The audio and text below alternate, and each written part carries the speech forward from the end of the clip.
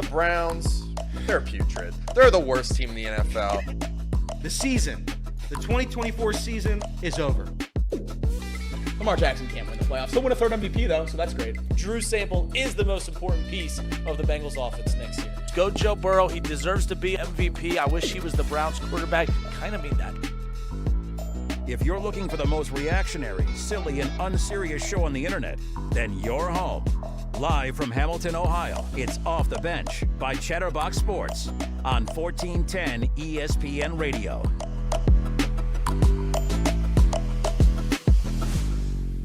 Well. I have a couple thoughts right now running through my head. Welcome on in to ESPN 1410 Wing AM Chatterbox Sports Off the Bench. I'm Elliot. Jacob over there. Hi, Jacob. What's up, Elliot? How you doing? I'm pretty good. I like your Pacers hat. Thank you. It's been getting a lot of miles. I like your Pacers hat. This is the first year you've ever worn that hat? No. Okay. They were in the conference finals last year. Okay, I see. Second year. But you only wear it like in May and around that time. I'm only a Pacers fan in the playoffs. I just want to make sure. The number one reason I root for the Pacers, and this has gone back since I was a child. Sorry to get into Pacers talk right off the rip, but we are a local sports show, and they are the local professional basketball team. They are the local team. I was always a Pacers fan because when LeBron went to Miami, I wasn't going to be able to convince my parents to fly me down to Miami. So the best way I would be able to see LeBron play was to root for the Pacers to get to the conference finals. Makes sense. So I was always a pretty big Pacers fan. And when you're a kid, Paul George plays a fun brand of basketball to root for. And now they're cool with Halliburton, so I've hopped back on. But I have some pictures of me as a youth at Pacers games. So I have some get-out-of-jail-free cards. Okay. All right. I respect your fandom. I respect all your fandom. All your nine fandoms, I respect them. You really should look into rooting for some teams outside of the 275 loop. I root for the Mets. Okay. They're my secondary team. Too bad. I only look at Frank the Tank's Twitter, so it's been a rough season so far. It has been a rough season. I think they're 10 games over. Yeah. Juan Soto stinks. Yeah, he's got second in the league. 400 OBP, yeah. What the hell's going on in the chat? Yeah, that's a great question. Have we figured it out? No, to our wonderful radio listeners, if you're not in the chat, hop on over to the Chatterbox YouTube. Check out the chat because we got crowns today. And it seems like those crowns go 1, 2, and 3. They're giving out XP points. And they're passed around based on XP points. And I think the way you gain that is number of chats. I think so. So right now I'm going to the leaderboard. And I guess you get XP points per chat. Okay. So, you are on the leaderboard. So I am number 4 right now. You could potentially steal one of those crowns. I'm number 4 right now. It looks like Tasden's in first, Mouse Cop is in second, and Everett is in third. I think this is Doge working here to cut out us having to do chat power rankings ourselves. That's right. Automating it, making our jobs easier. Now there's a numeric chat power rankings. I love it. We literally know the answer to the test. I wonder, did we do this? One of us had to do this. So just a peek behind the curtain, and if you do YouTube, you know that this is how streams are made. You can just copy the settings from a stream before. So every day I just copy the settings from the last day's stream, and I change the title and change the thumbnail. So there's no way I could have changed it from yesterday, and we didn't have these crowns yesterday. So this must be a YouTube thing.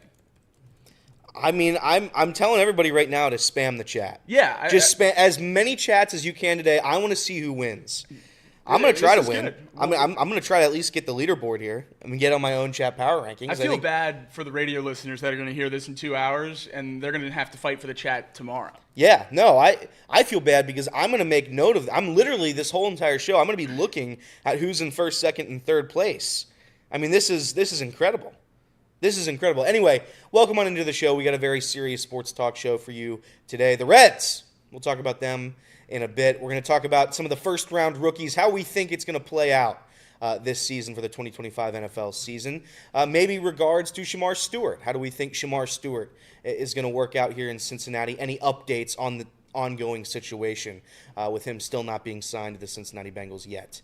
And then you have, obviously, I think a fun segment that I'm going to do, and I'm going to pick roughly around 10 players. We'll see how much time we have towards the end. I'm going to pick 10 players on the Bengals, and I'm going to ask Jacob and myself, what's going to happen? Are they going to improve, or are they going to fall off completely?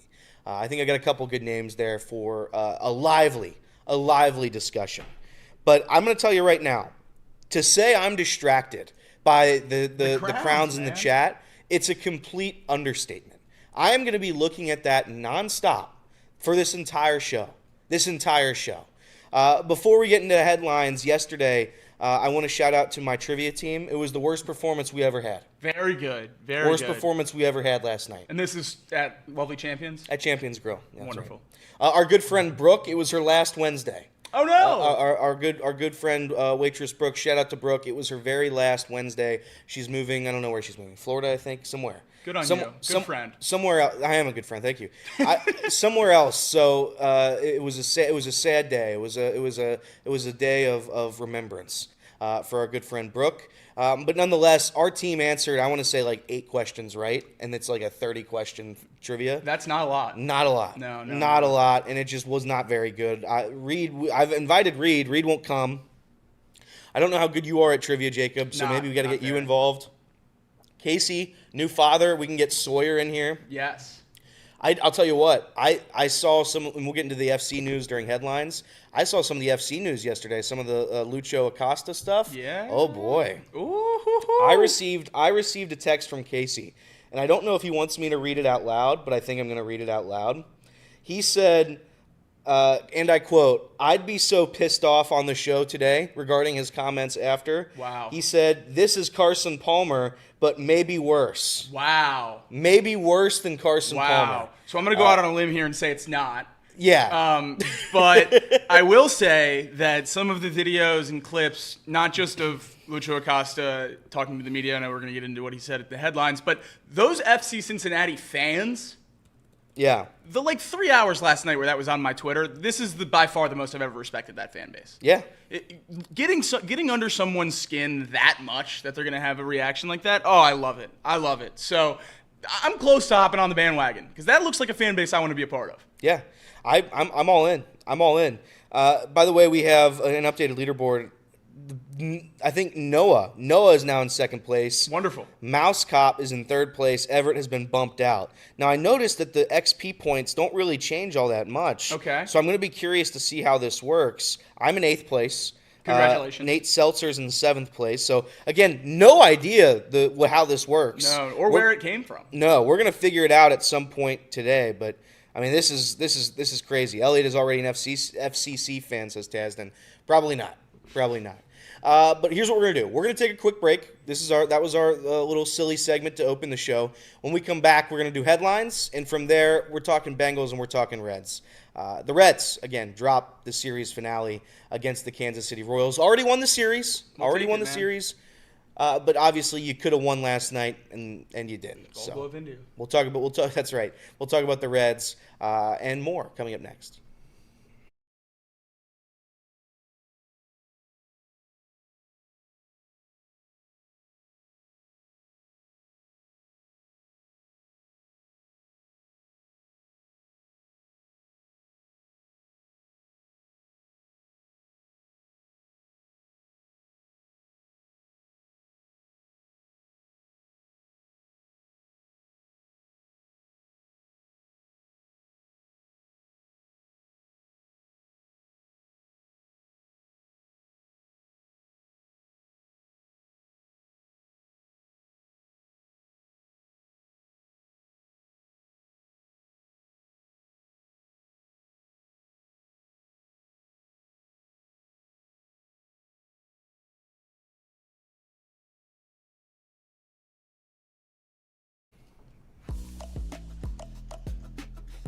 Wow, Molly is now number 1 in the chat. Congratulations, Molly. This will be an ongoing thing. The entity jokes. Jacob sent me one yesterday. Have you seen the movie yet? Yes. Oh, yes. Okay, you saw the movie. I did. Okay. I'm all caught up on movies. Okay, I just want to make sure. You sent me last night. You watched the Thunderbolts. I got Thunderbolted last night. You like that? I did. I thought it was good. I thought it was good too. I thought it was good. Yeah. So the entity jokes. I've had like 10 of them that I've been sending to my friends. I didn't think you watched yet, so I haven't sent them to you. Yeah. Now I'm going to start sending them. I went over the weekend. It was really good. The entity doesn't want you to do this, but really we do. It's just such a good bit. Rank the 3 movies you've seen so far this year. The 3 big ones: Sinners, Thunderbolts. Oh, Mission Sinners Impossible. is 1, Mission is 2, and then Thunderbolts is Okay, 3. but you like Thunderbolts. Love Thunderbolts. Yeah. I think just really good. Sinners is certainly number 1, but Those other two, very close. Both very, very Yeah. good movies. Yeah. All right. So while we figure out what's going on in the chat, it's time for Elliot's headlines. It sure is time for Elliot's headline. Score updates, breaking news, local and national headlines. Whatever's going on in the world of sports, Elliot has you covered. Off the Bench brings you Elliot's headlines. All right. Welcome in. By the way, CJ says, is Kinner fired? No, Kinner is not fired. He's on vacation. So it's just the two silly boys today, and we will start with the Reds. We'll start with the Reds and headlines. They lose Game 3 to the Royals by a score of 3-2. But you know what? That's okay. They won the series. That's right. And what have you been asking for all year long? Stack some series. Stack some series. Don't care how you do it. Win the series. But, you lose a game that you probably should have won. It would be nice to have won it. Would have been nice. I also like how when they win the series, I still walk away from them being like, Oh, I feel like we missed an opportunity here. No, yeah. Nonetheless, they lose Game 3 by a score of 3-2. Noah Cameron of the Royals is the second left-hander in MLB's modern era to pitch at least 6 innings while allowing no more than 1 run in each of his first 4 starts. So the Reds were going up against a juggernaut yesterday. That's why they lost. Yeah. Now, that stat didn't include every other bad pitcher that's shut us out this season. So just Noah Cameron on that one. The Reds are now a season worst, 7.5 games behind the Chicago Cubs. Splendid. They are now 0-22. The Reds are 0-22 when trailing after 6 innings. And again, I'd have to go back and look. I think over half of those are 2 runs or less. I would assume you're right. I'd have to go back and look. But rarely are the Reds getting absolutely blown out by the time the 7th inning comes around. I feel like they've been in most games. So I will say, though, how many baseball games, I know 162 games, big sample size. How many of those 162 do you expect to win with Connor, Joe, and Garrett, Hampson as your corner outfield? we'll get into that. Okay. We'll get into that because, boy, does that upset me. Rolling on here with headlines, you have TJ Friedl adding 2 more hits yesterday. He's had 6 consecutive multi-hit games. He's good, man. 6 consecutive. 8 of his last 9 games are multi-hit games. 2 or more in each of his last, or 8 of his last 9. So pretty damn good for TJ Friedl right now. Ellie De La Cruz, he hit a double yesterday. Stevenson and Steer each had 3 hits. Both those guys, good to see him involved. Steer brought home both the Reds 2 runs yesterday. Hunter Greene, 5 innings, allowing 7 hits, 2 earned runs, striking out 3. One of his worst starts of the year. Still not bad, just not a Hunter Greene start. Took another comebacker, this one off the calf, was able to stay in the game, which Yep. was good to see, but certainly did seem like it affected him. Hopefully that's not something that, can bleed into a next start or anything like that. I also saw that Austin Hayes had an MRI done, and I believe those results are inconclusive. Yes, correct. Not And good. That's the best part about the Reds MRI machine specifically is sometimes you just don't know, and it can't tell you. Yeah, this is that is tough. That is the thing about MRIs. Well, our machine. Our machine. That is the thing about our machine. Didn't CES have an inconclusive X-ray last year? I'm pretty sure we had like 4 different guys who had. Yeah, them. because an X-ray is just a picture of the bone. Yeah, but it's inconclusive. But is it broken or not, Elliot? You can't conclude. Okay. You can't conclude. Well, that's a shame. Yeah, you can't conclude a rational a decision there. The MLB around the league, the Nationals, they shut out the Mariners 9-zip. The Yankees, they blanked the Angels 1-0. Judge walked a total of 4 times yesterday, 2 of them intentionally. First and second inning, That's crazy. the 2 intentional walks. That's crazy. Unbelievable. The Blue Jays, they shut out the Rangers 2-0. The Cubs, they complete the sweep of the Rockies, who now fall to 9-47. Yeah, shout out, they were at the Barstool office yesterday. Were they really? Yeah. There were 3 Rockies pitchers were at the Barstool office. Were on the Daily Show, The Yak. They did the gauntlet. Okay. They're 9-47. Were they good at the gauntlet? I don't think so. I make fun of the Rockies because anytime there's somebody worse than your team, you always kind of like to punch down a little bit. The Rockies are so bad right now that I saw a clip this weekend. I don't know. I think you saw it. There was a ball that was hit into shallow right field, yes. and the Rockies second baseman, I don't know who that is, launched his glove up in the air to try to knock it down He did. in a Major League Baseball game. No, he did. That's what I used in T-ball. Yeah. That's how you lose 21 consecutive series. Good luck to them. Good luck to them. Let's see. The Cardinals, they have now won 18 of their last 23 games. It's a little early. Usually this happens in a few months, but you knew the Cardinals' voodoo magic was going to come at some point. Maybe they have enough to get them 2 streaks like this year. I don't know, but this usually seems to happen. 18 of their last 23. They're at 32-24. They're now in a tie for the second wild card spot with the San Diego Padres. They won 6-4 yesterday over the Orioles. So, other teams are able to win. Other teams are able to win, and they play a lot more difficult schedules than we have, so tough. The Marlins, they win 10-8 over the Padres yesterday. The Pirates, they crushed the Diamondbacks 10-1. Astros, they win 5-3, but they will lose starter Ronel Blanco for the remainder of the season with an elbow injury. The Guardians, they take care of the Dodgers 7-4. They came back from 2 in the 8th inning. They dropped 5 in that inning to win 7-4. Brewers, the Brewers also win yesterday in extras over the Red Sox 6-5. So if you're keeping score there, everybody in the division. Everybody in the division won. Good. White Sox, they win Game 3 over the Mets 9-4. Still lose the series. Who cares? Heading over to the National Hockey League. Panthers, I didn't know this. The Panthers are advancing to their 3rd straight Stanley Cup final. That's right. How many have they won? They've won 1, right? They won the last one. Okay, so they won last year. And then, okay, all right.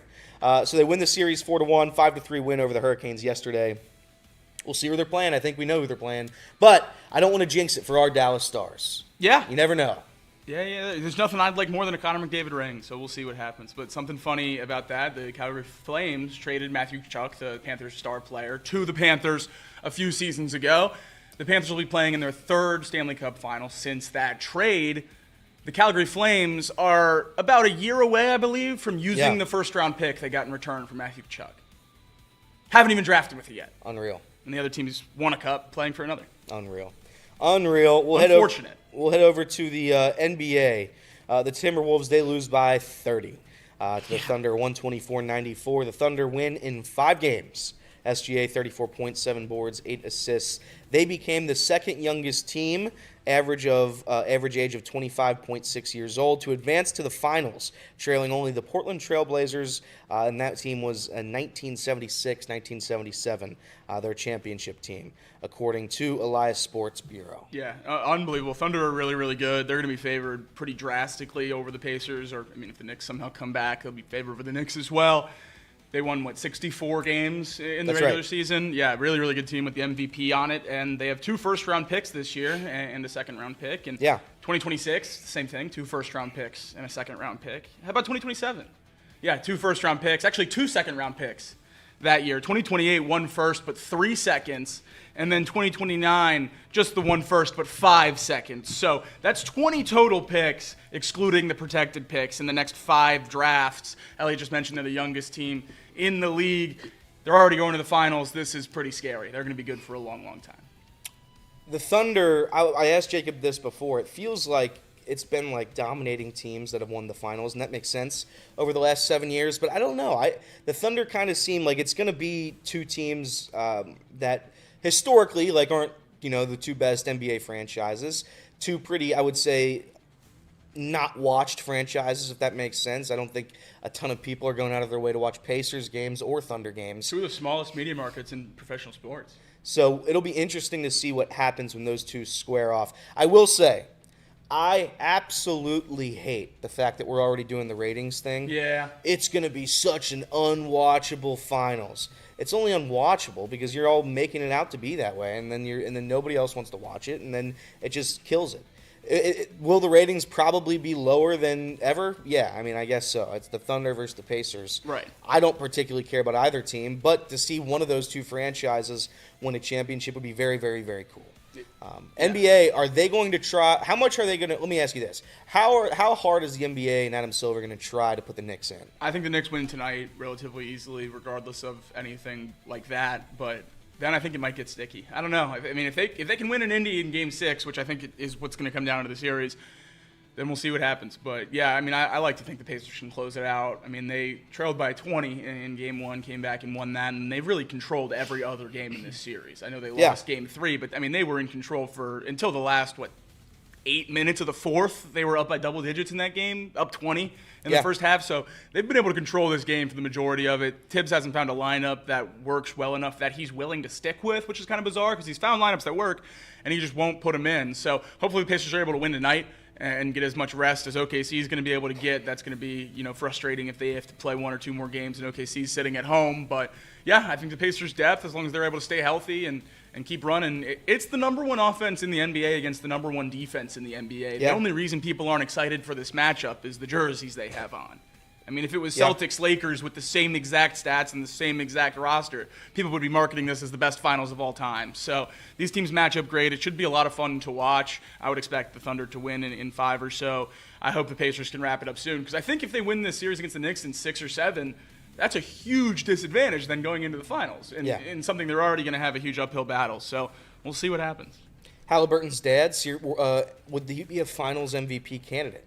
No away games. So I think as the lower seed, it's going to be tough for him to be the MVP because he's only going to be able to go to the home games. If they have Game 7 at home, that's fair. Then I certainly would say so. I mean, statistically, since his return from suspension, Tyrese Halliburton is averaging a 30-point triple-double with 0 turnovers. No one's ever done that before in the history of basketball. It's pretty good. So pretty good. Finally, in these headlines here, I know we got a couple more extra. FCC, they blew a 2-0 lead to Dallas yesterday. Dallas tied the game. Then FC scored what should have been the game winner by Gerardo Valenzuela. Hopefully that's right. Yeah. In the 86th minute. But unfortunately, FC Dallas then tied the game again in the second extra minute in stoppage time. So bad news for FCC. They walk away with a tie against Acosta's team, FC Dallas. But after the game, that's when the sparks started to fly. Quote, this is Lucho Acosta firing back at FC Cincinnati fans after being booed, per Charlie Clifford. Quote, the fans need to be more grateful with me. They boo me, but I don't deserve that. I feel bad because I won the Supporter Shield here. The first MVP for the club. The first trophy for the club. I think I deserve more than that. See, I love when you boo people that aren't on your team. Yeah. I like that too. And not only that, that relationship didn't end well. No. So what are you talking about? He held out, didn't he? What? He held in. He held out and he started crying. I don't know what you want, guy. I mean, that's what happens when you leave teams when it's a messy breakup, and that's what it was. Classic soccer complaining. I'm surprised it didn't just flop right there on the floor. That's right. But yeah, I mean, that's pretty absurd. I don't know what I don't know what this. I saw some comments. I was looking at the comments under it, and some fans are like, "I hate booing," and I see that with Red stuff. You can't boo your own team. He's not on the team.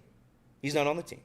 He's not anymore. I was against the booing of who was I against the booing of? Stafford. Yes. I was against that one. I was against the booing of Stafford's children.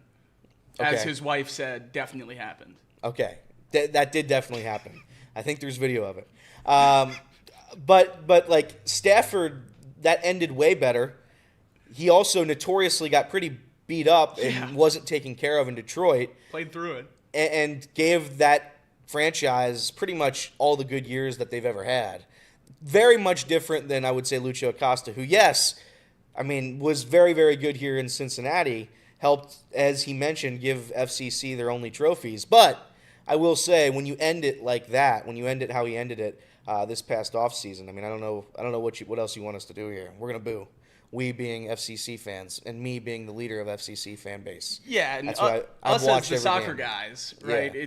We know the regular season title matters more than the championship. So him saying, "I brought this town a trophy" without ever winning the championship, that doesn't bother me at all. Yeah, I agree. The supporter, he's right. The Supporters Shield, you know who could do that? Todd Frazier. Todd Frazier. He brought the Reds their only trophy as well. And that's what it feels like. And I would say both have very similar weight.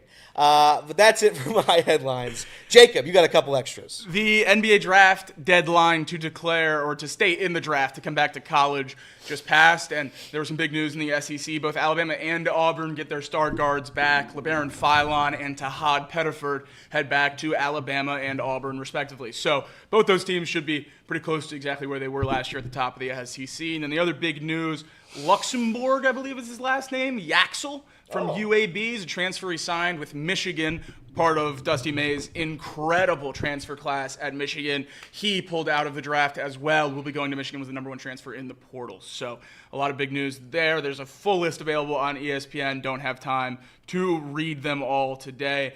Some other news just kind of around the world. The Rizzler appeared on Jeopardy last night.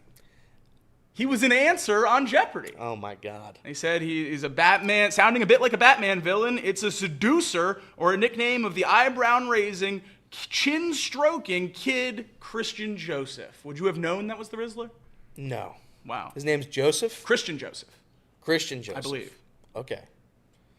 So shout out the Rizzler for his Jeopardy debut. I love the Rizzler.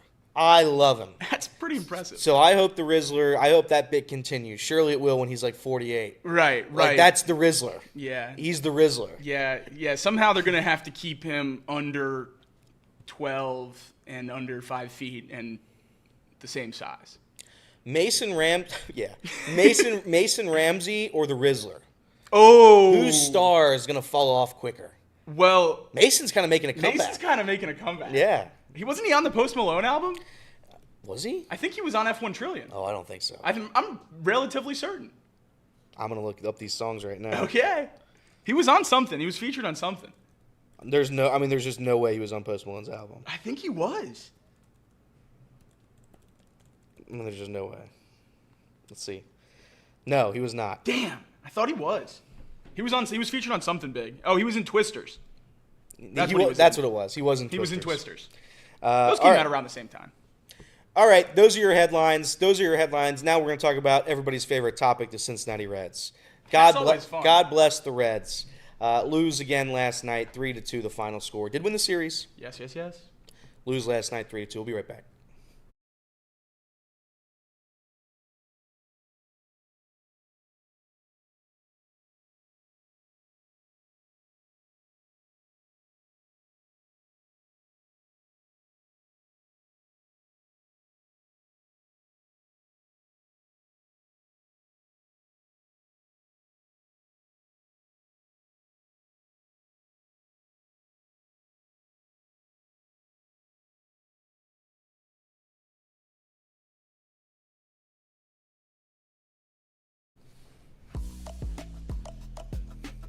Even when they do something right, it still feels like they do something wrong. That's what I feel like when I watch the Reds, pretty much always. Maybe it's me just looking for reasons to complain. That certainly could be it. If there was our chat right now be given crowns for how much they talk. If there were crowns for, which fans complain the most about the Reds, I would certainly be on the leaderboard. Yeah. I'd be on the leaderboard. You'd have a crown. I'd have a crown. Last night they won. Didn't.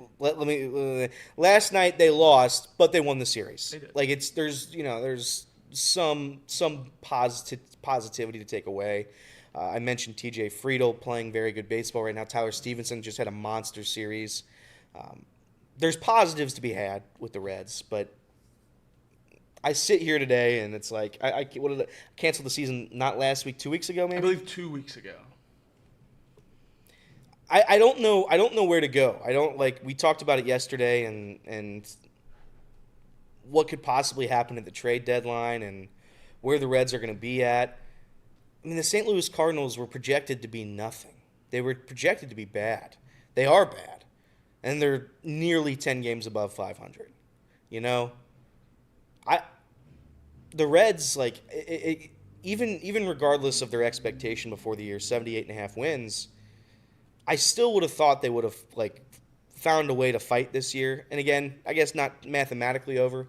I think emotionally over for anybody who watches this team. It gets pretty exhaustive. But boy, I watched last night and it's like they don't have whatever it is they need to have to win consistently, to win multiple series in a row. They don't have that in them, and I don't know what it is. Hunter Greene had a bad start for what Hunter Greene is, for who Hunter Greene is. Still didn't allow more than 2 runs. I mean, he had 2 earned runs yesterday, and the bullpen did okay. The offense just, I don't know what it is. They can't capitalize. I mean, they had 9 hits. They out-hit the Royals yesterday. And it just still feels like something's not there. And who knows what it is. But I'm going to read you this lineup right now, and I'm going to get frustrated. Because this is a team that needs to be better, and not just in terms of statistics. The roster construction doesn't make any sense to me.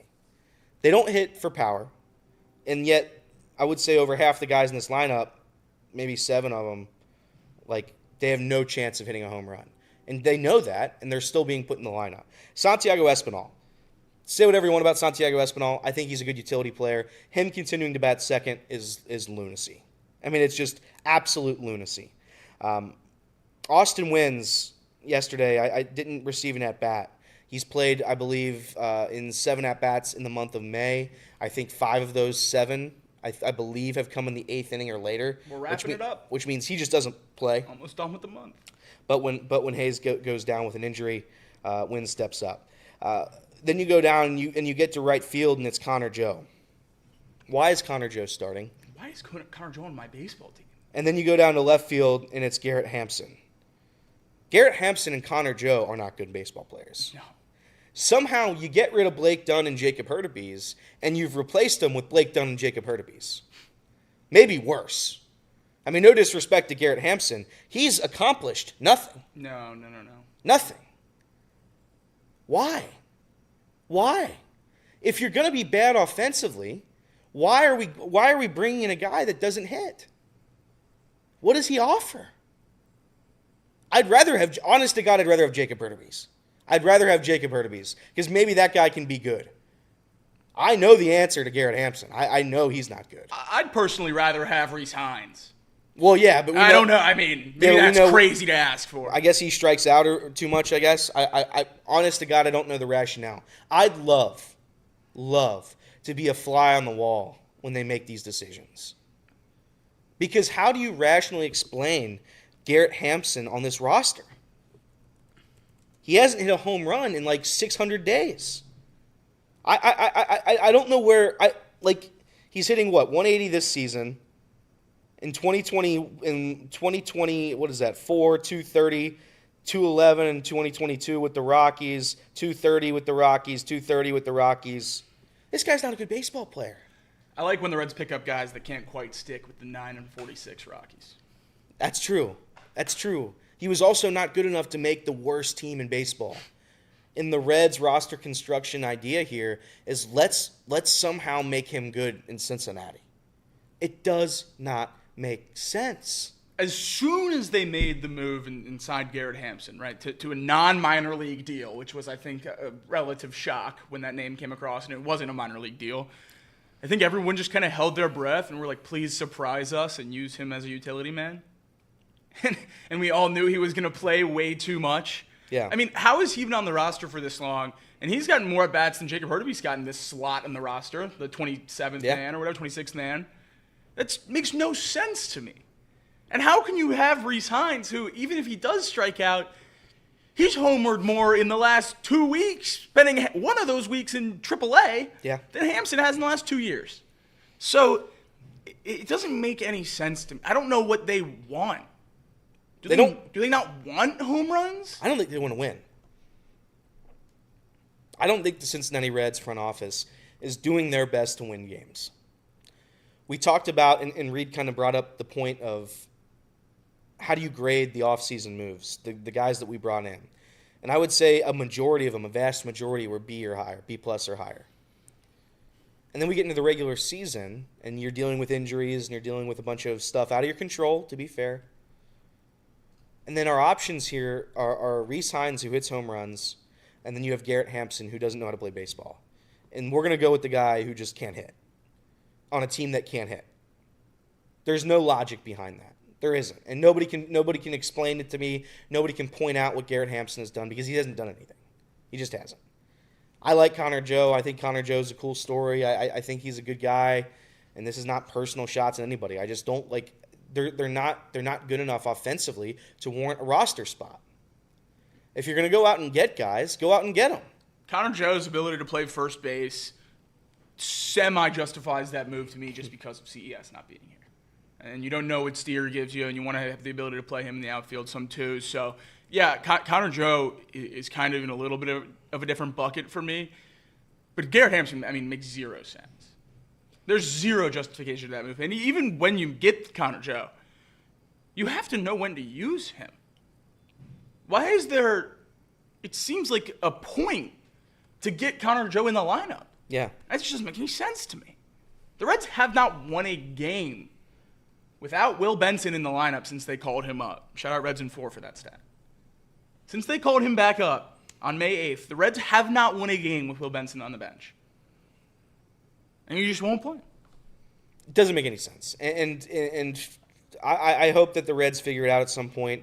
I'm going to still watch. I'm still going to cheer for them and all that good stuff.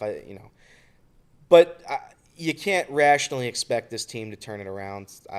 You can't expect it with this lineup. They're just not good enough. They're just flat out not good enough. Stoy Tolark in the chat, should Luis May stay in the pen or sent down for Lyon Richardson? To be honest with you, the bullpen and the starting pitcher, anybody that is throwing is the least of my concerns. Should he be sent down? I don't know. Lyon Richardson was pretty damn good when he was up here, so if you want to bring him back up for long relief, that's fine. But that's not the issue. Luis May has been fine. He's been okay. Yesterday gave up a run. The team can't hit. The team cannot hit consistently. No. And sorry, go ahead. And we'll see where they go from here, but you need more. And I'm going to talk about Matt McLain up next, and people are not going to like me after this next segment, and that's fine. There's not enough options. There's not enough answers to the test that we're all on board here. We all sat down for the ACT, and we just are clueless, about what these answers are. We know some of them are wrong. There's always my favorite part of tests was like both A or all, or it was, I think it's like both A and D or A and C, A and B, and those were just throwaways because it's not. It's usually one or the other, and it's like Garrett Hampson is not an answer here. So why do you continue to play him? I know Jonathan India made a hell of a play. And by the way, Jonathan India in this series. This was the biggest lock of all time. Jonathan India in this series, he was 5 for 11 with a walk. Good defense. 5 for 11 with a walk, an RBI, and good defense. I'm not saying Jonathan India would help this team. That's not what I'm going to go out and say. But it is frustrating to see he's still guys are able to. Some of the guys that the Reds fan base does not believe in, they're better than what you have right now. I don't want to sit here and say Jonathan India is going to be a better player than Matt McLain, but you can't tell me Matt McLain's done anything this season. But if McLain's not going to at least be Jonathan India, then what the hell is this team? And my point being is that this roster is not constructed in a way that can win. It's not. They did a decent job of bringing in talent in here that can be serviceable for the fans and yada yada yada. But we're trying to make the playoffs, and this roster isn't good enough. And even if it's not good enough, like I mentioned before, other teams are able to fight through it. Right. Why are the Reds unable to do that? Who's the leader in the clubhouse? I don't know what matters. Does Terry Francona matter? Did David Bell matter?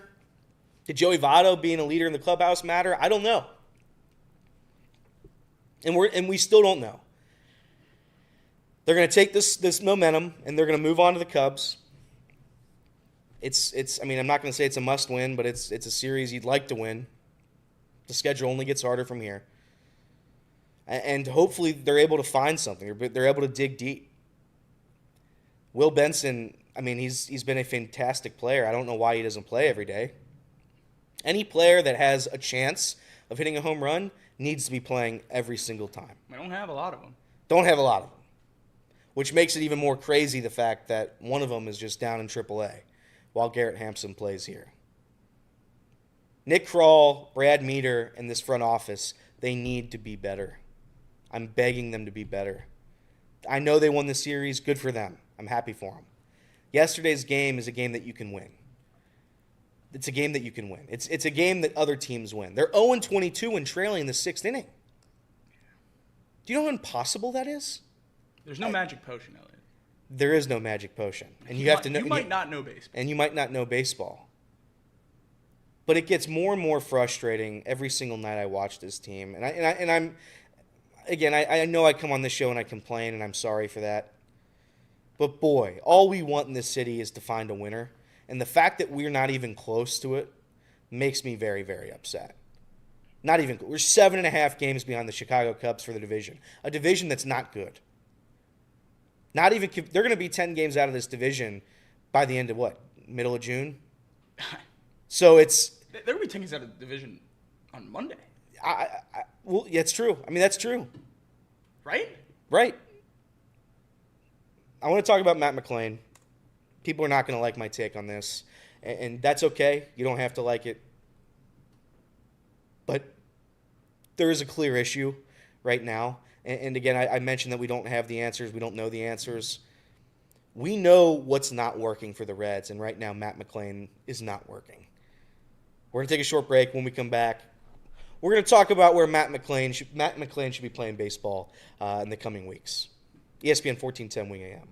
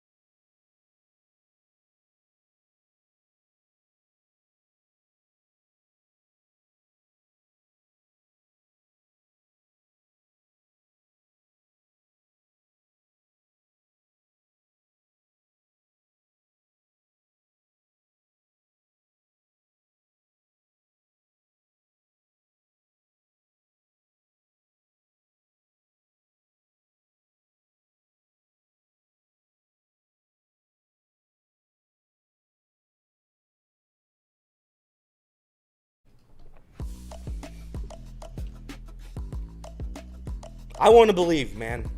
I'm trying to believe. They make it very, very hard to believe. Just so difficult.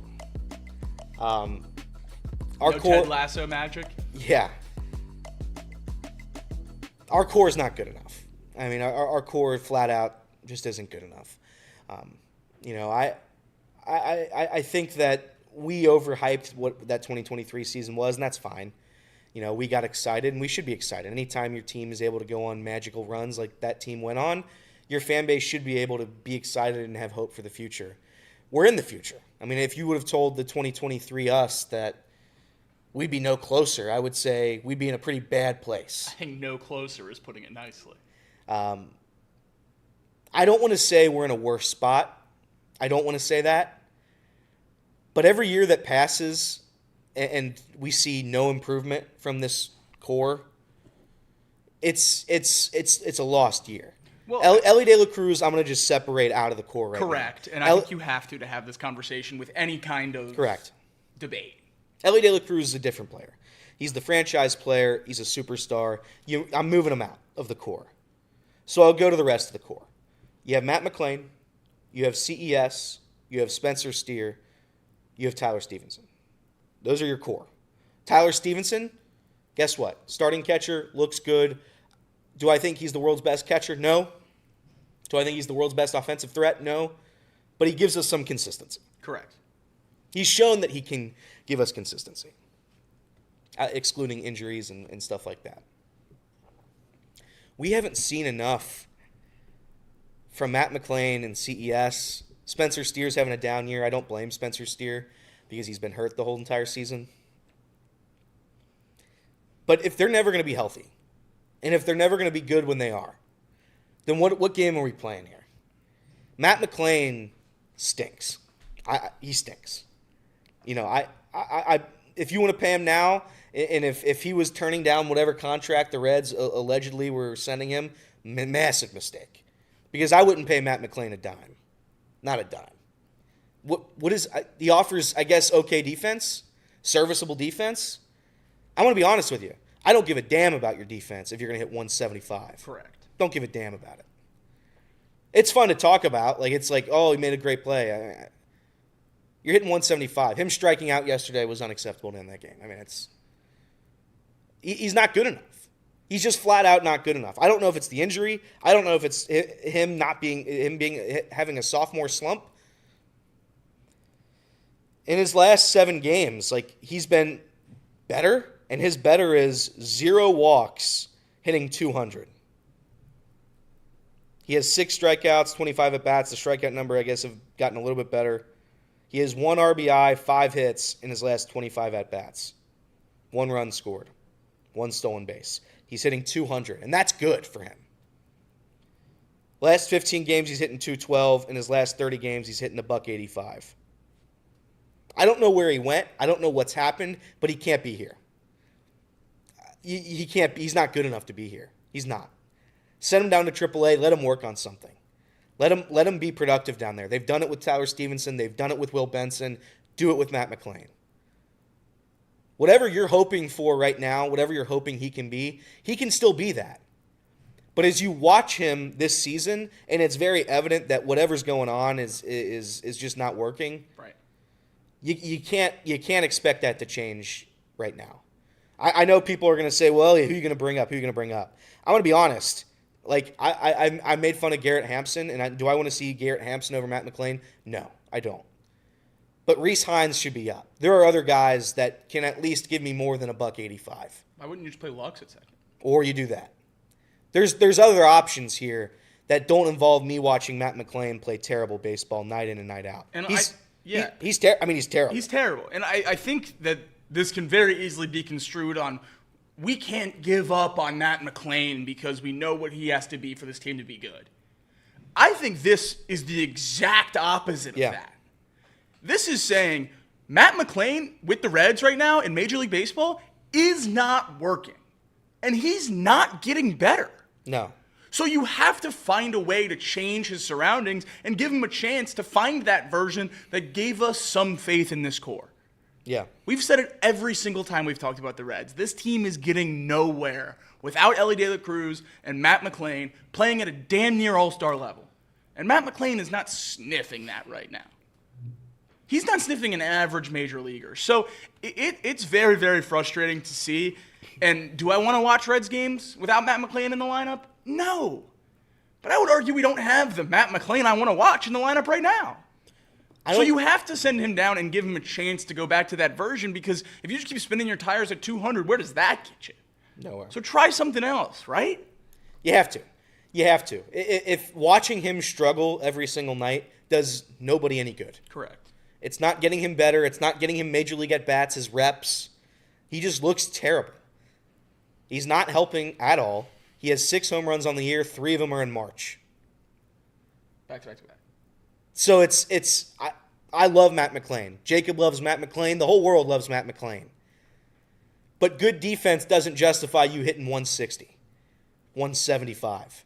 It just doesn't. I don't care about your defense if you don't produce anything offensively for a team, again, that can't play offense. He's also an 86th percentile defender who's pretty low on defensive runs saved. It's not like he's burning the world down. He's above average, and he's pretty good, and he's a lot better than the guy that was playing second base before him, but he's not good enough offensively to have being an above average fielder swing it that much, right? Yeah. It doesn't make any sense for him to still be here. It's bad. It's bad for the team. And I'm hoping that, he's going to be able to figure it out eventually and be the Matt McLain that we saw all those years ago, 2023. But right now, when you're looking and you're begging for some sort of solution to how this team can play offense, and this goes back to my point, is I don't think they really care. Which is, you can debate me on that. But no team that cares has 175 Matt McLain, 185 Garrett Hampson, and Connor Joe starting every single day. This team's been carrying 3 catchers for 3 months. The one guy doesn't play. Shout out to Austin Wins. He just doesn't see the field, ever. This roster's constructed wrong. It's incorrect. And there's really there's no rationale behind it. I'm not saying that I'm giving up on everything. I'm not giving up on the process. I'm not giving up on what this team and this franchise can be with Ellie De La Cruz and Hunter Greene, who I very much believe in. But how do you look at this team every single night and you walk away from it like, oh, yeah, I did my job today. They looked fine. They don't look fine. They look terrible. They don't look competitive. They don't come back from anybody at any point. Again, this is not a shot at Matt McLain. I just think that you can utilize AAA to make him better. Take a break. Take a 2-week break. Go on the Phantom IL. I don't really care. But him being in the lineup every day, hitting 8th, which is very clearly the worst spot in the lineup, every single day, it makes 0 sense. 0. Matt McLain, send him down to AAA, see if you can get his mind right, and we'll go from there. And that's where I am as a Reds fan. You win this series, and I still walk away thinking we lost. I shouldn't be like this, but I am. The Reds have broken my brain to a point of no return. It's the tough part about never winning a Game 3, right? It is. Even the series you win, you feel like you lose that momentum going into the first game of the next series. Because the Reds never lose a game just like, oh, man, yeah, we lost that one. It's always like the worst possible loss that you could ever imagine in the most heartbreaking fashion where you have to give up on the team entirely. Yeah. So it just absolutely kills it. If they could just stack a couple wins, man, we've been asking for it forever. We've been asking for it for 2 years. Just stack some series wins. Go beat the Cubs this weekend, and then who knows? Who knows? I know. Yeah, that's fair. They play the Brewers after that. We all know. That's my point is when I end the season, it's like, no, it's not mathematically over. But I'm looking around Major League Baseball right now, and you can't possibly stack the Reds up against teams that are good. I mean, take a look at the National League. The National League is the Phillies are 35-19, look unbelievable. The Mets 34-22, unbelievable. You have the Braves, who we think are bad right now. They're 25-28. I would take the Braves over the Reds every single night and twice on Sunday, every single night. You have the Cubs, the Cardinals right now, and the Brewers, who are all above 500. I don't particularly think any one of them can win a World Series. And the Reds aren't even close. Not even remotely close. And you can look at the record and say, well, they're only a game and a half behind the Brewers. They're 7.5 behind the Cubs, and they just went through the easiest schedule in Major League Baseball. The Dodgers, you're not as good as the Dodgers. Nobody pretends you are. The Padres, not even close. The Giants, who the Reds did beat in a series this year. I don't think it's really close there either. The Diamondbacks, who are struggling this season, I think the Diamondbacks are way better. The Reds are better than the Rockies and the Pirates, maybe. That's about it.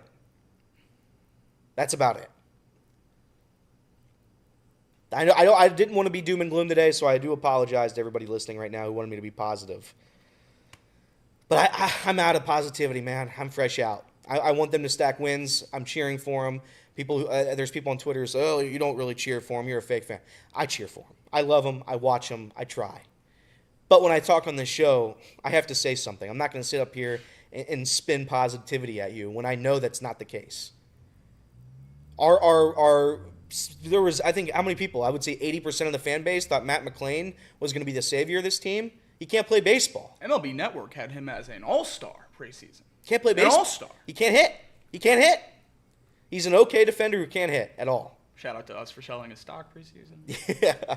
We got killed for that. CES, for what it's worth, is having a fine time down in AAA. We'll see if that translates when he gets called back up. How much could that mean to this team? And I'm not saying for him to be the wildest imaginations of CES. I think we're giving up on most of these guys to hit their ceiling this year. What I mean is that he comes up and he's a serviceable baseball player, and he's not the worst qualified hitter, and he has a little bit of that power that we've seen consistently in the minor leagues, and he can play first base every day at a pretty high level defensively. I mean, that changes a lot about how this lineup looks, and get McLain down to AAA and get him back to form. Maybe you're looking at a team that, as we've said a few times, the realistic thing to root for at this point is a fun July and August.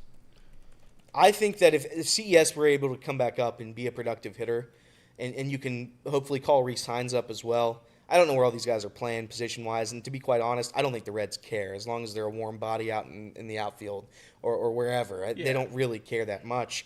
So bring them up, see what they can do power-wise, see if they can bring a pop to the lineup. I want Garrett, Hampson off the roster, and I want Matt McLain down in AAA.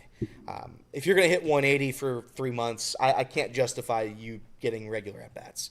Nobody can. And if they do, if they're calling for that, if that's what people are saying on the internet, then that's what they're saying. And I can't change their mind. I know 185 is not good. I know this isn't just an average. Major League Baseball's gone away from average and talking about your batting average. But it is the baseline metric for how much are you going to contribute. Kyle Schwarber can hit 195. He hits 45 home runs. Right. The Reds don't sniff 45 home runs. So hopefully CES can come up and be a spark, and hopefully he proves me wrong. I don't know if that's going to be the case, but to answer Jacob's question, yeah, it's going to mean the entire world if he's going to be able to do that.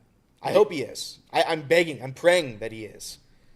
We did get some news yesterday as well that Noel Marte is ahead of schedule on his oblique rehab. So he was as hot as you could ask for before he got hurt that first week of May. So hopefully when he comes back, he'll be able to alleviate some of that pain in the lineup as well. If this team can get healthy, we know they struggle with any adversity, and they faced some this year. Not quite as much as they faced last year. Some of these guys are just bad and not hurt, which is a different tough pill to swallow. But if you can get some of these injured guys back and playing at a high level, that can help this team a whole lot. So I'm not all the way out of the woods on them giving us a fun couple months here. We'll see. We'll see where the Reds put us at. That's it for the Reds talk today. They beat the Royals in a series. Carried over the Cubs. That was the thumbs up for our radio listeners. That was a thumbs up. I sometimes forget we're on the radio. Good for them. Carry that series, and if they don't, you can only go through this so many times. I love the Reds, and we'll see where they're able to go. Hopefully something changes and something clicks in that offense. I know the answers that Terry Francona is putting out right now. It's not working. So they need to change, and they need to change pretty fast before this schedule turns into a nightmare. But that's it. We're going to talk Bengals. Coming up next, ESPN 1410, Wing AM, Chatterbox Sports Off the Bench.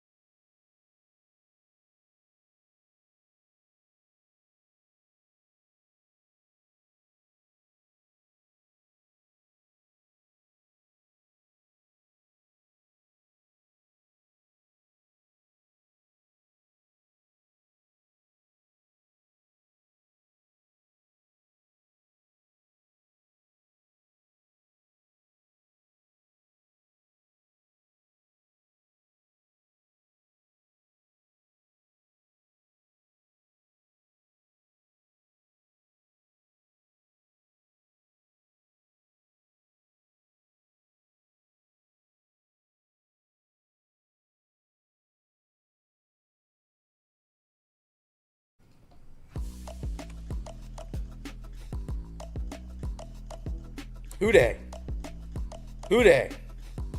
they think they're going to sign a contract? Not an edge rusher. The edge rushers.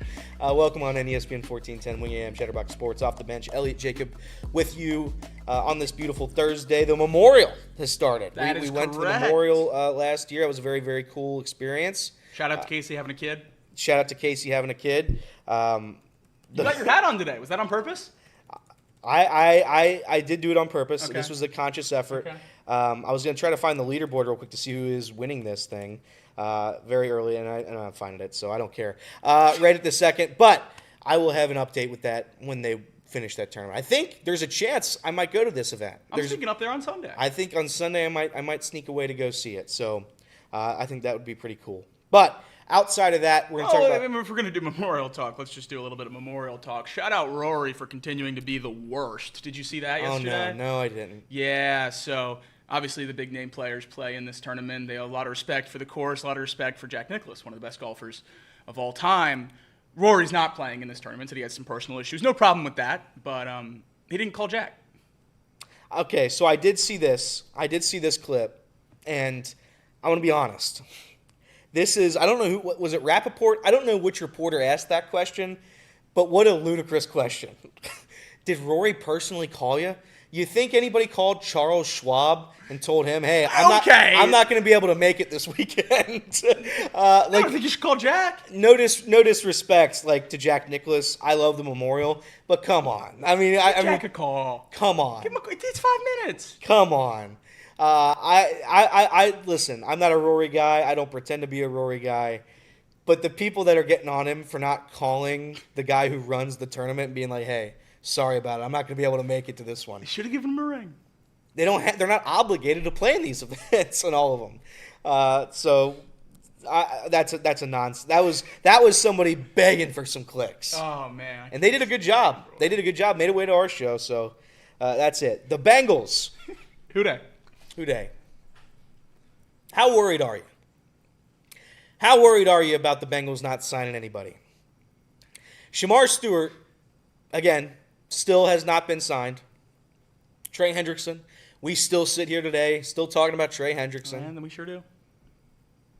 He's probably plugging into that 401k, trying to see if he can retire.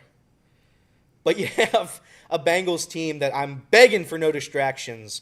And boy, does this media and the national perspective and everybody like to just pile on my Cincinnati Bengals and make stories about them. And that's fine. The sports are one of the best entertainment mediums in the entire world. It's fun to talk about. It's fun to put up some hypotheticals. But the Shamar Stewart thing, the longer this goes on, the more I start to get concerned. Again, we're in May. Everybody take a breath. We're in May. But when you talk about how valuable he's going to be, or at least how valuable the Bengals think he could be, how valuable he needs to be, this has to get done. You can't possibly justify drafting him with the 17th overall pick and then proceeding to not sign him. It doesn't make any sense. And they're going to sign him. It's going to get done. But for us who talk about sports every single day, you need stories. You need narratives. And this narrative right now is, that the Bengals are cheap and they're not going to sign, and they're either Shamar's going to hold out until the first game. It's not going to be the case. But Jacob, how worried are you? So I guess I'm going to flip that question back to you, because how worried am I that they're not going to sign anybody? How much does it matter? Both of these players are going to be on the field in Cleveland week 1. Yeah. Period. So this is just an unnecessary nonsense mistake. You know what percentage of the cap the Bengals are haggling with Shamar Stewart over? 1.4% of the cap. And you know when those guarantees kick in? When? Only if they cut him. So if you're not comfortable giving him that money, why did you draft him at 17? Yeah. It doesn't make any sense to me. I'm very, very confident both these players are going to be on the field week 1. It is frustrating to hear all these things, coming out about the Bengals. It just seems to pour gasoline on the fire. If I had to take a guess, it's a front office that doesn't like guaranteeing money to players outside of year 1, and they just broke that precedent with 2 wide receivers. Yeah. And now they're trying to reestablish it with Shamar Stewart. Andrew Brandt was on the Ross Tucker show yesterday. He explained a little bit about what's going on with with Shamar Stewart. Too many ends. Yeah. Too many ends having contract issues with the Bengals. But he explained some of what's going on with Shamar Stewart and the Cincinnati Bengals.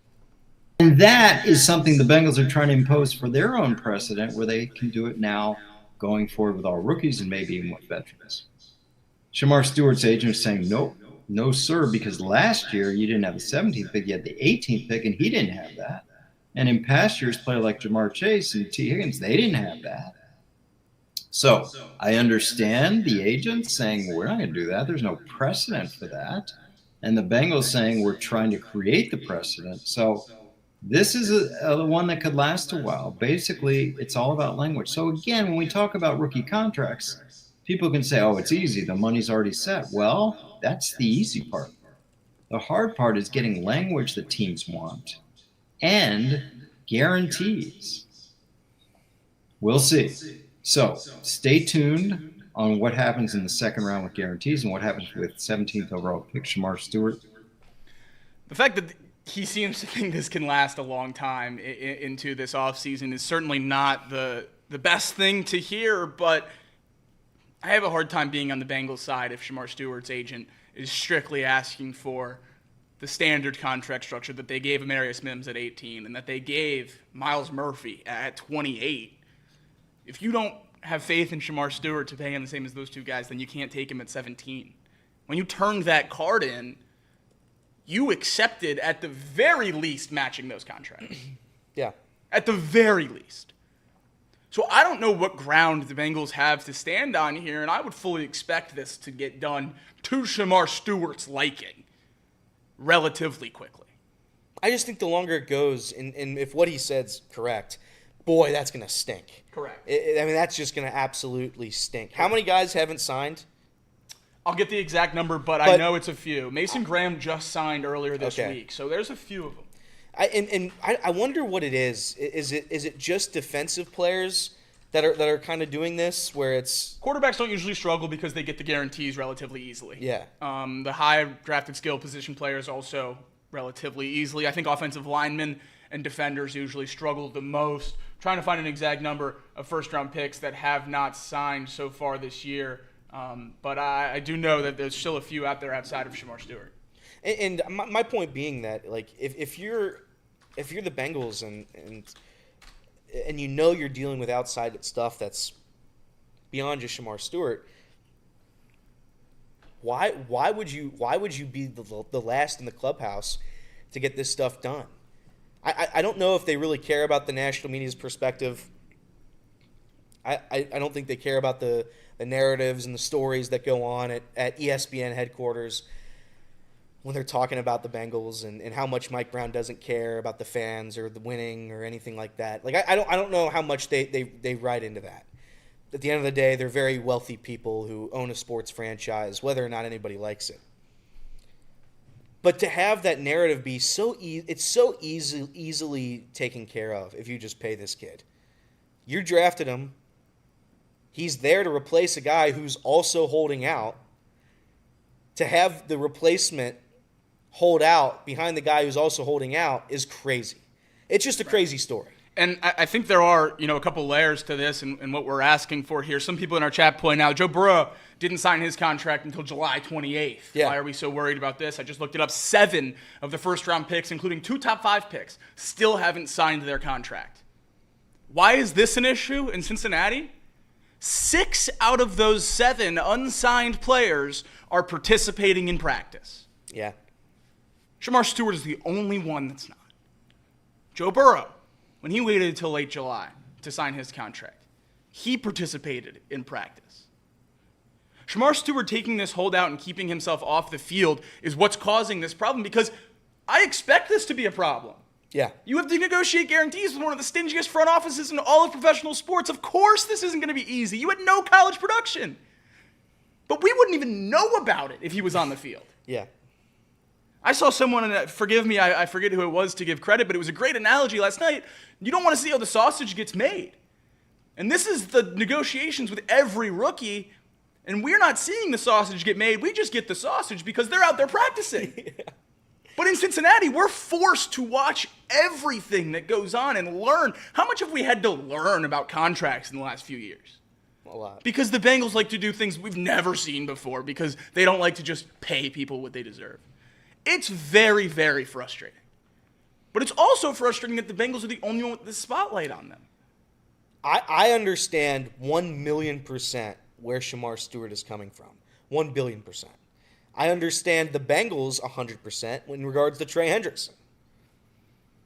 My point being is that you're creating drama now when you don't have to. Right. Trey Hendrickson's going to do whatever Trey Hendrickson wants. We'll put that into a different category. But Shamar Stewart, why? I understand it. This isn't Major League Baseball. We're not paying this guy $400 trillion and he can just go take a nap like Anthony Rendon. If he gets hurt, there's going to be serious repercussions with his career and his livelihood and how he makes a living. He wants as many guarantees as possible. He knows how physical this sport is when you play defense in the National Football League. When you play a position that's sole job is to get through guys and be as physical as humanly possible. You play the marquee position on defense in the modern NFL. Not only the marquee defense in the NFL, you're playing a position that is the most needed, I'd argue, on this specific franchise. Correct. And the Bengals are like, you know what? Let's nickel and dime him. It does not make sense. It doesn't make sense. Sign the deal, get this kid on the field so we can have a replacement for Trey Hendrickson next season. It's been said for years. The Bengals are more interested in winning negotiations than they are about winning games. Yeah. They lucked into Joe Burrow, they lucked into Jamar Chase, and it's got them a lot of wins on the field. I've seen time and time again that they are still more interested in winning negotiations because as soon as they break that precedent we've asked them to break, Yeah. they immediately start fighting to reapply it. Yeah. Immediately. Because they want to go back to the old Bengals because they don't think with Joe Burrow, Jamar Chase, and T. Higgins, they're ever going to be picking high enough to get a Joe Burrow, a Jamar Chase, or a T. Higgins that they have to break this structure for again. Yeah. So let's reestablish it with these guys. And then when we're picking 25, we don't have to guarantee any money. Yeah. It's a sleazeball organization move. It's pretty terrible. We'll see where the Bengals and the Shamar Stewart situation ends up in the next few months. But the sooner you get this done, the better. I mean, this is the last check mark really for this offseason. I think there's a lot of extra pressure on this as well, both internally and externally, because of what's going on with Trey Hendrickson.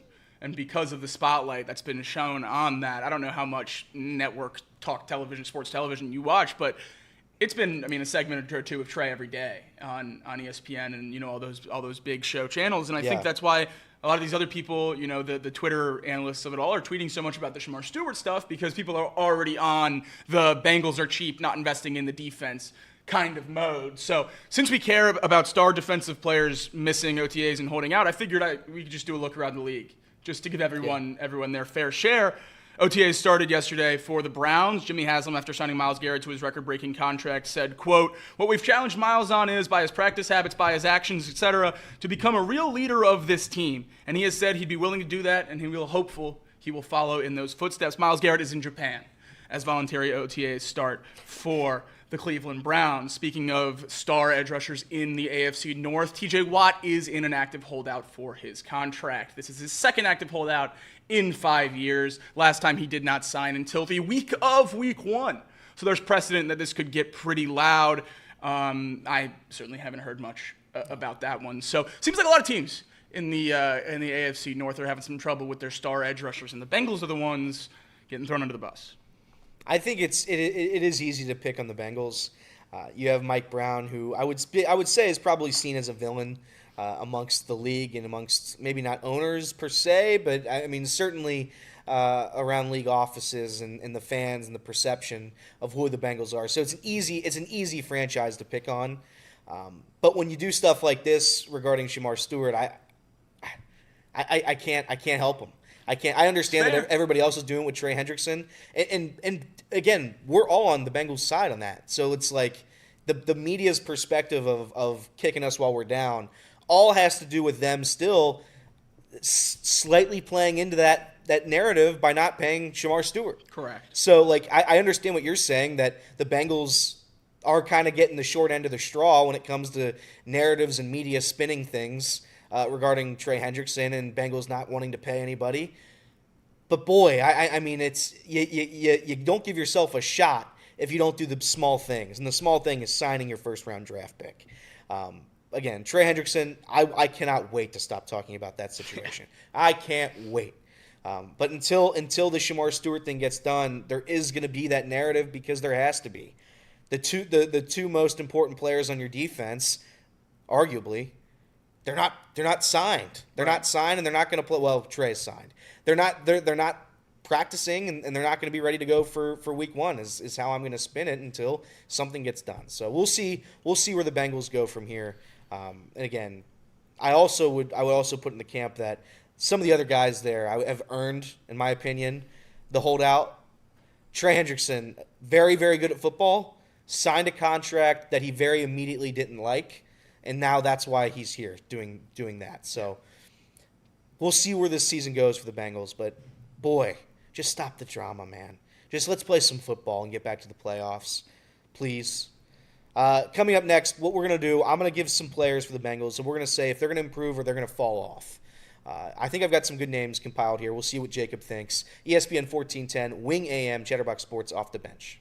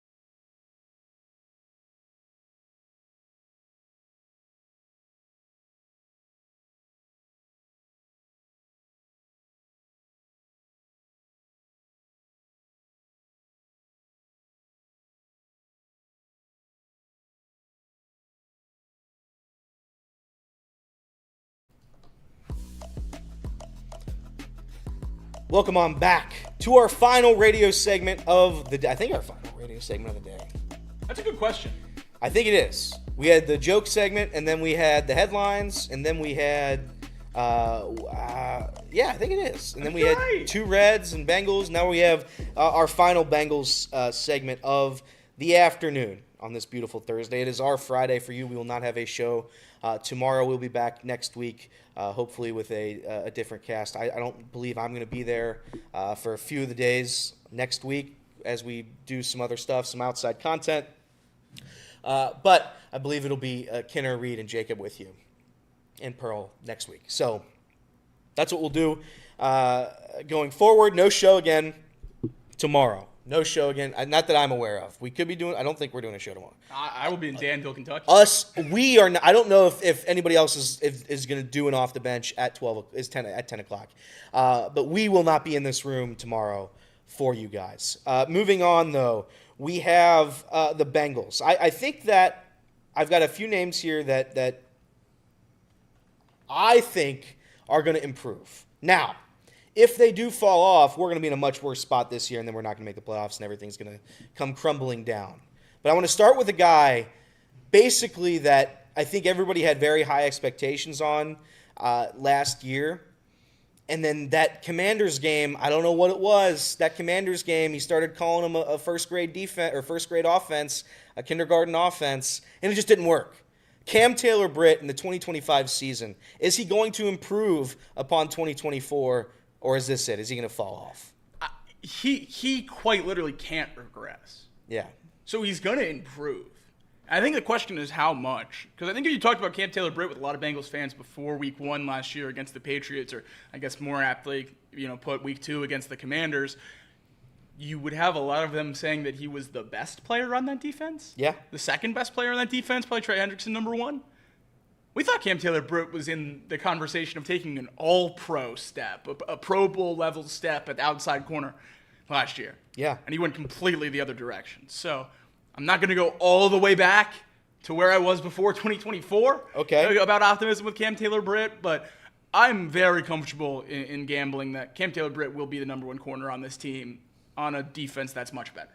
Okay. I think he will be a significantly better player next year. We'll stick with the defense. I agree. I think Cam Taylor-Britt's going to improve. I think he's going to His ball skills are almost too good not to. Yeah.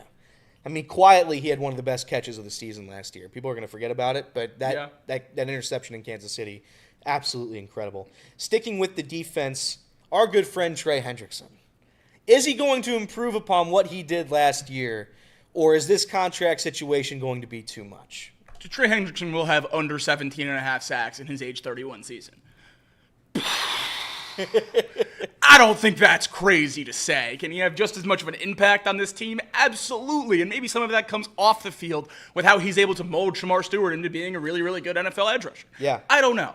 Trey Hendrickson will not have the counting numbers that he had last year. Okay. And I don't think that's groundbreaking to say. This Bengals defense is going to be better as a unit than they were last year, or at least I sure hope they are. And I think a lot of that will come from other people helping out. And I don't know that this team's going to be number one in the league in terms of sacks and getting to the quarterback. So I think it's going to be tough for Trey Hendrickson to get 17.5 with other people on this team carrying some weight, which he had no help with that number last year. So, yeah, I think he's going to get a little bit worse this year. I still think he's a very, very important player, and I hope he's playing for the Bengals. Geno Stone. We still got Cap to sign another safety. Geno Stone. I'm going to say he's going to fall off. I like Geno Stone. I think he's okay. But I don't think that when you look at the defense in 2025, Geno Stone's going to be a name you talk about. Yeah. I think he's all right. I think that's about the extent of my analysis on Geno Stone. I think he got better, to be fair to him, towards the end, but he's just not a good enough player, safety for the Bengals. So I'm going to say he falls off. If the Bengals expected him to take a massive step forward, they wouldn't have restructured his contract. Yeah. So, yeah, I don't think he's going to be great this year. I think that's why we've been asking for them to sign a Justin Simmons or one of these other good safeties out there, Julian Blackmon, because we think he is best served as that third safety. That role he played in Baltimore got him, this contract in Cincinnati that led the league, or I think second in the league in interceptions that year. So, yeah, I think that Geno Stone's level of play would take a massive step playing a less significant role. So, I think it's about a wash with Geno Stone. We're going to need him to be better if this team's going to do anything, because it doesn't seem like they're going to sign that other safety. Continuing over now to the special teams unit. He's got to be better, man. I mean, is he going to fall off? He's got to be better. I think he might fall off, Jacob. Then they got to cut him. Oh, I don't know. I don't know where to go. I don't know where to go with Evan McPherson. Do you bring in competition? Yeah, I think you do. I know contract. I know how much he meant, and how much he means to the Bengals. But they didn't make the playoffs for a many reason last year. Evan McPherson. I mean, how much percent of the blame do you give Evan McPherson for last year? And I give like a quarter, 25%. At least. At least. I'm with you. So I don't want to say Evan McPherson's going to fall off. I don't want to say that. But to say that I'm confident in him heading into next season would be a lie. I mean, it would just be a flat-out lie. I love him. Yeah. I hope he improves. I hope he gets better. But Evan McPherson is a name I'm going to watch very, very closely this season. And God willing, he's able to make some kicks, some clutch kicks. How long is that leash with that contract and that playoff run? I don't mean from the fan base. I mean from the team. I think it's endless. I agree. Evan McPherson's not going anywhere. I don't think any competition's coming in to kick in camp. Unless he's like making extra points at like a 60% clip, something outrageous. Like he's just not making anything. If he does exactly what he did last year, this year, I think he then has competition in camp. That's fair. Like that's what I mean in terms of how bad it would have to be. Let me ask you Which this. is frustrating. 1 to 10 scale, 10 being you're very confident that he improves, 1 being I'm not confident at all. Evan McPherson, 2025, where do you stand? 8. Wow. 8. Wow. I think you just lied to me. No, 8. What are you at? Like a 3? I don't think Evan. Listen, he was 20th in extra points and 38th in field goal percentage. Is that good? He just has to be one of the best 32 kickers. He's got to be one of the 32 kickers. There's 32 teams in the league. He was 37th in field goal percentage. Yeah, I mean it's pretty terrible. And Cade York also. Shout out to Cade York. Shout out to Cade York. He was horrible too. But nonetheless, we'll see. He has to be better. We'll see where Evan McPherson lands this season for the Bengals. Heading over to the offensive side of the football, I'm going to go to a guy that they just signed this past offseason, a guy that I think a lot of us had a lot of faith in when they initially signed him. I think Jacob's still high on him. I know I am. Had a good year last year. Mike Gesicki. Yeah. I think he's going to improve. I think he's going to build on that relationship that he had with Joe Burrow last year. I think you're going to get a very, very positive offense, not just positive in terms of numbers, positive in terms of vibes and the atmosphere. No more offensive side of the football completely solved. Congratulations to the Bengals. I'm not worried about a single player on the offensive side of the football unless we start talking about the offensive line. But outside of some of the offensive line, I really do think it's going to be smooth sailing and it's going to be positive vibes. They're going to gel well. So I'm going to say he's going to improve upon and build what he was last year. Yeah, I think he's going to be far, far, far more effective. I think the offensive line will be better, though I don't have a ton of faith in it being great. Yeah. And I think Jamar Chase and I expect T. Higgins to play more than 12 games, which will free up Mike Gesicki quite a bit. I know that did exactly work the way we intended it to last year. Gesicki played really, really well in the games that T was out there and then not that well in the games that he missed. So that was frustrating to see for sure, but I think Mike Gesicki is certainly the wide receiver 3 on this team, and I think he's going to have the stats to back it up. I think he's going to take at least around 15-20% of the catches this year in this offense, maybe even a little higher than that. So I'm very, very excited. I do think, I don't know if I'm jumping ahead here to one of your other names, but I think Mike Gesicki's statistical output is pretty dependent on one of the other guys I'm buying a lot of improvement from this year in Jermaine Burton. I think Mike Gesicki's not as much of a true tight end as people make him out to be. He's going to play a lot of that wide receiver role, so it's going to come, if Yoshivas takes a step, if Burton takes a step, I think that will affect Gesicki in a negative way, but that doesn't mean he won't have a bigger impact on maybe less counting numbers. So I think Gesicki's going to be great, second year in an offense, getting more comfortable, place he wanted to come back to. Yeah, I have a lot of faith in Mike Gesicki. I'm glad you brought up those other 2 names because they were next, but I do think they go hand in hand. I think if Yoshi improves and he turns out to be a legit wide receiver 3, then Jermaine Burton is irrelevant. And if Jermaine Burton steps up, he's able to make plays, I think Yoshi turns into somebody that's just not a factor anymore with the Bengals. So I'll give you Andre Yoshivas. Is he going to fall off because maybe Jermaine Burton's going to step up, or is he going to step up himself and kind of push Jermaine Burton out of the picture? Yeah, and I think that's what could push Jermaine Burton out of the picture, is if Yoshivas does take that step, because how much time and effort are you going to put into a guy if you have an answer to that question? So, yeah, and I think the question I would have for everyone that loves Andre Yoshivas, and I love Andre Yoshivas too, he's very, very fun to root for. He gets open when you need him most. He's crafty in the red zone. That's all stuff you look for in a 6th-round pick in a team that hasn't hit a lot of picks over the last few years. Andre Yoshivas is, without question, a hit of a draft pick in the 206th pick in the 6th round in 2023. I will use that against him here, though. How many 6th-round picks at wide receiver are really, really, really good? Yeah. Fair point. Took Jermaine Burton at 81 for a reason. You don't have faith in Charlie Jones or Andre Yoshivas to take that step and be a dominant wide receiver 3. We saw what this offense can do with 3 dominant receivers, and it made it to a Super Bowl with Tyler Boyd. Yeah. So I'm gonna bank on Jermaine Burton taking that step because I think Andre Yoshivas going for almost 500 yards and 6 touchdowns is damn near his ceiling. Yeah. And that's awesome. Yeah. To find that in the 6th round. But we're asking for a lot more if we want him to be the wide receiver 3 of this team, and I just don't think he has it. Chase Brown had a great year last year, wasn't even the starting running back until a few weeks into the season, still accumulated 990 yards, 7 rushing touchdowns, had 4 receiving touchdowns as well. I would say he was about as good as he could possibly be last year. Is he going to improve on that? Is he going to build on it? My answer to my own question is yeah. I think that you're going to see a breakout season from Chase Brown. You can say last year was a breakout season. I'm going to call it right now. I'm going to say at least 10 rushing touchdowns and probably 1,500 rushing yards. I think the dynamic of this offense isn't going to change. The identity is still Joe Burrow and what the wide receivers can do.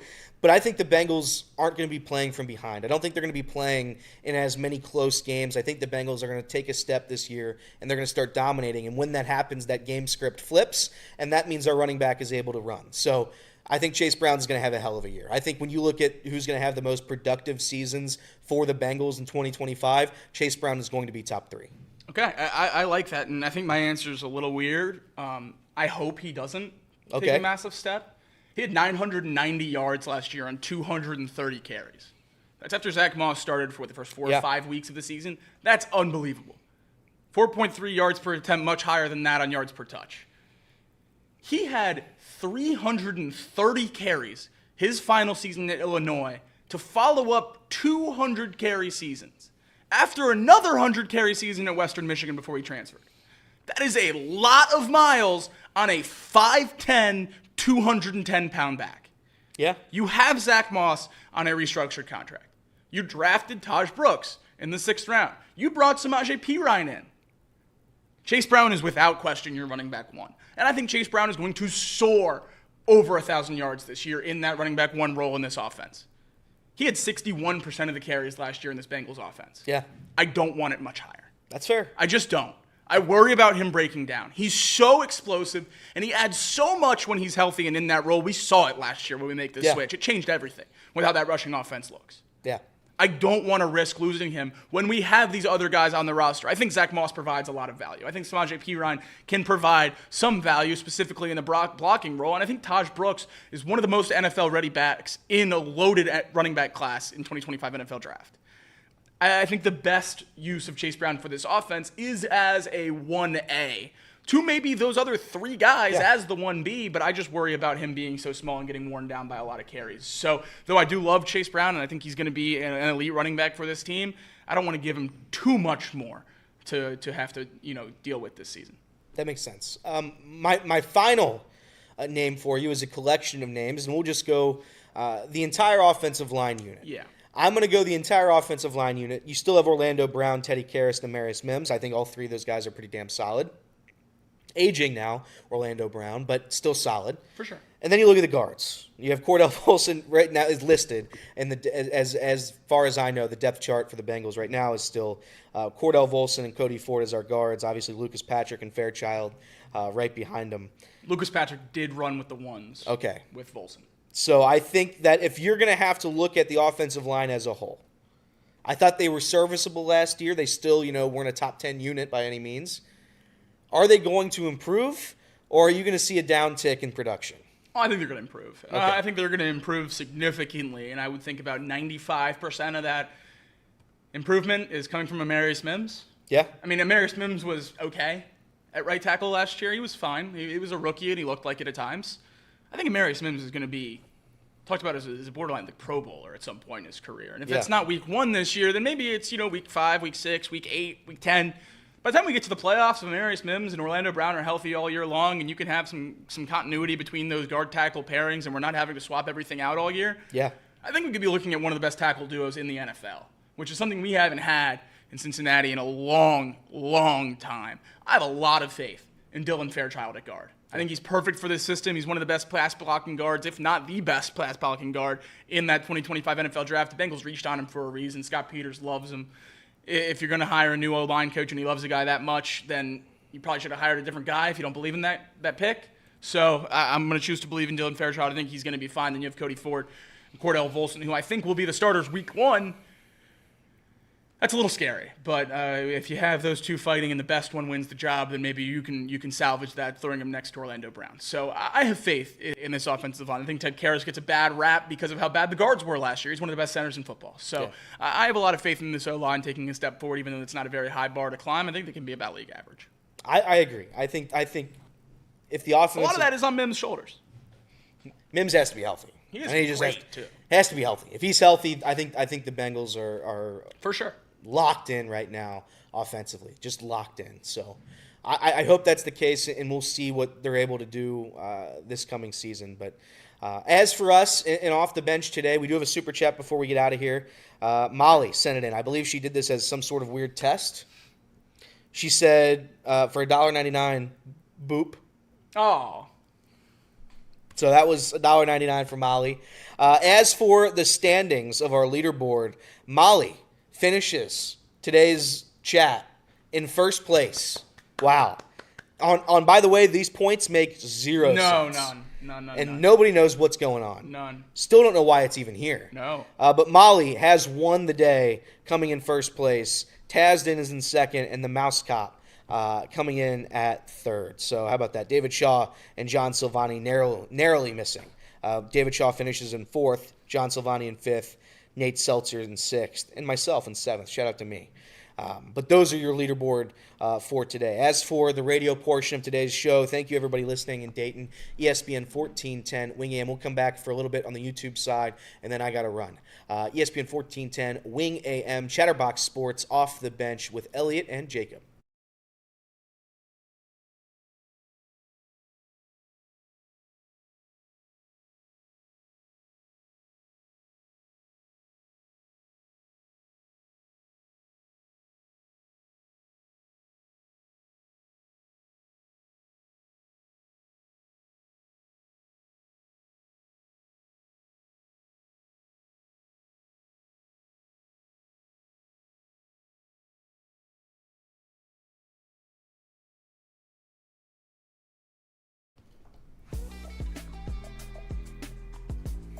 just a few minutes left on the YouTube side.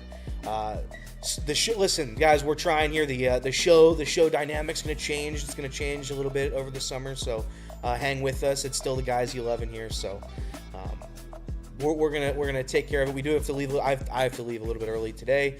For those of you who don't know, we are starting to make some golf content.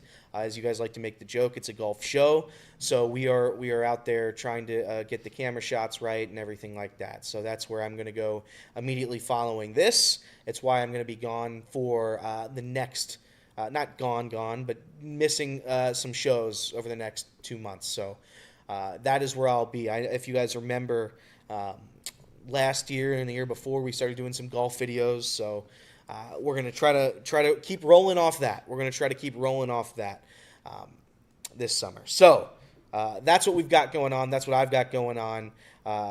We'll see again. It's going to be a kind of busy, hectic summer. So everybody just hang with us. It's going to be Reed in here. It's going to be Jacob. It's going to be Kinner. It's going to be me. It's going to be Pearl. We're all going to be switching in and out. That we're just having fun. Just enjoy the ride. Enjoy the ride, baby. But as for today, the memorial, I did just look. Shane Lowry is the leader right now. I believe it. Or is it Shane Lowry? I think I might have misspoke. I think it's Shane Lowry at 5 under par. And then you have, nope, I was wrong. Ben Griffin at 5 under par. Shane Lowry in second at 3 under par. Shane Lowry choked last year. He did. At the Memorial, and that was my biggest financial wins because we were not following him. We were following his group on Sunday. I just kept betting on him to bogey the holes. Yeah. And he bogeyed every single one, and they lost. That's tough. That is not tough. For me. Well, I'm just as somebody who likes Shane Lowry. I like Shane Lowry. I saw him spike that dirt after that mud ball. That was fun. And I was like, oh, as somebody who has money on you, buddy, you can't just see that. I was a Shane Lowry fan for a while just because I wanted him to win a Masters before Rory. Yeah. So that'd be funny for the Irish to not have, now I don't really care. But all right. So that's what we got. That's what we got going on today. The memorial. How about the memorial? I love the memorial. Love it, man. I love it. Rory should have called. Rory should have called Jack. Should have called him. Should have called him. Outside of that, anything else? Anything else to end the show today? Yeah. Okay. We got something. I figured we'd up. I mean, Kenner's not here, but I know where this is going. The great people of our show would like an update on their Cleveland Browns, and we do have that for you here.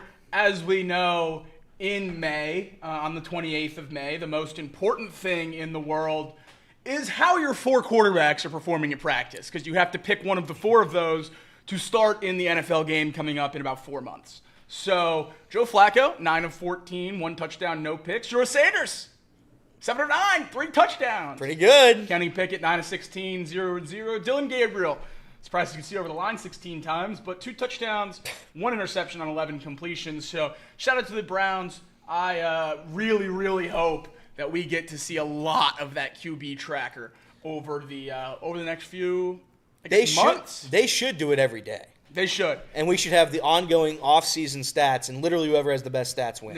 No, they should. And every time I see something like that, number one, I usually put my phone down and then laugh pretty hard. And then I just thank God that we have Joe Burrow. Yeah. I mean, thank God. We were doing this nonsense with Dalton for years where it was just, can we get rid of him? Can we get someone better? I wanted Derek Carr in that draft. I thought he was going to be a good Andy Dalton replacement. Thank God Andy Dalton treaded water for as long as he did. And we decided to suck the year that Joe Burrow came out. Because what a change it made to my daily life. not having to worry about this. I will say Joe Flacco. There's a lot of interesting possibilities there. You got to think here. There's 100 yards on a football field. You have 4 quarterbacks. Each quarterback gets 25 yards. That's true. Now this is how I would delegate it. The first 25 yards, rarely you're going to be in that zone because obviously you start on kickoffs. You're going to start at the 30. But if there's like a punt or anything, you got to start back there. I would personally give that role to Kenny Pickett.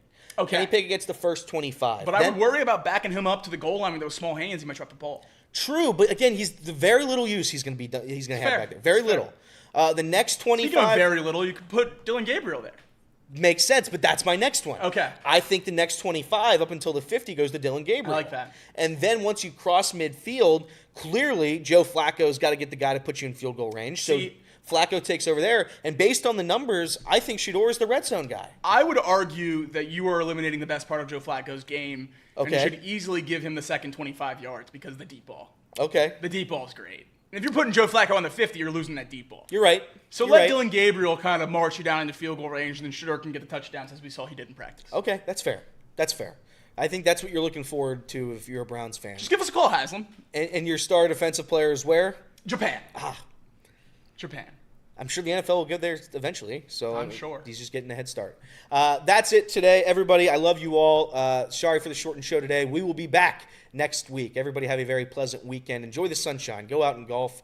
Go do something. Sit on a blanket. Eat some lunch. Whatever you got to do, go have some fun this week. And we will see you guys next time.